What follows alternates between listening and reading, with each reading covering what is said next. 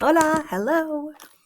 Por favor, encuentre este papel en la carpeta 1, en la mesa en el frente del salón. Right? So, en la mesa que están acá. Right? En este video, leeré en voz alta y poner una línea con lápiz o marcador amarillo sobre información importante. Cuando termine de leer, responderás a las preguntas en la siguiente página y les entregarás al maestro o maestra. No olvides poner tu nombre en tu papel. Puedes trabajar en grupos, pero asegúrate de responder a sus propias preguntas y no copiar. Voy a leer en inglés porque las palabras en la página están en inglés. Escucha. Earthquakes. Earthquakes. ¿Dónde está el lápiz? Acá. Earthquakes are the shaking or sudden shocks of the surface of the earth. They are caused by the plates of the earth's crust moving, or when they break apart. It is a result of pressure that has been building up for a long time. They can happen anywhere, on land or at sea. Most earthquakes are not very powerful and can hardly be felt. However, some earthquakes are very destructive and are powerful enough to destroy an entire city. More than 1 million earthquakes happen each year. En este párrafo, cosas que están importantes están aquí. They are caused by the plates of the Earth's crust moving. So, ¿por qué los terremotos se ocurrió? Se ocurrió porque las placas tectónicas se mueven. Una otra cosa que es importante es cuántos terremotos se ocurrió cada año. Más de 1 million earthquakes. No es mil es thousand. So more than, más de 1 million earthquakes happen each year. Usually, they're short and less than a minute.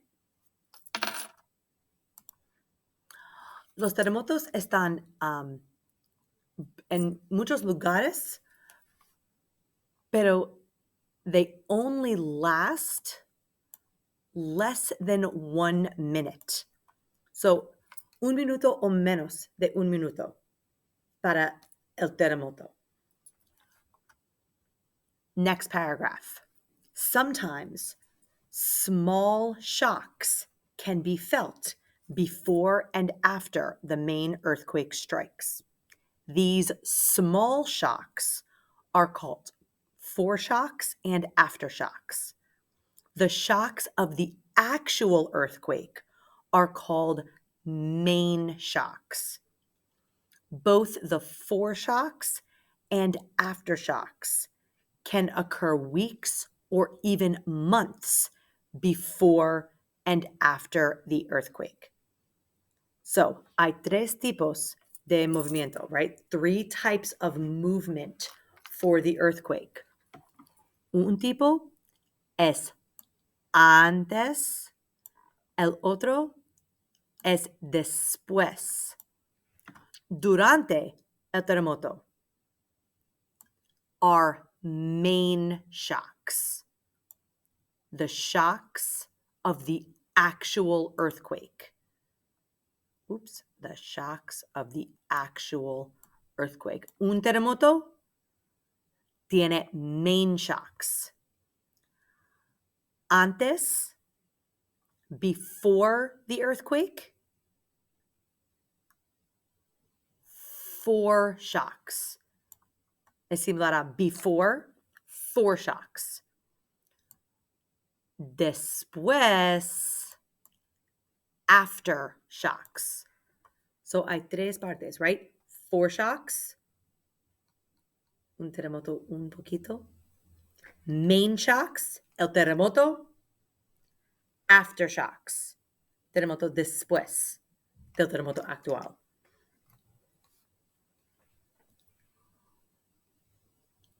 The point where the earthquake happens beneath the surface, debajo del superficie, is called the hypocenter. The point above the hypocenter, where the earthquake strikes at the surface, is called the epicenter. Hay dos lugares que necesitas aprender. La primera es después de la superficie. Se llama hypocenter. Beneath the surface is called the hypocenter. The point above the hypocenter at the surface is called the epicenter.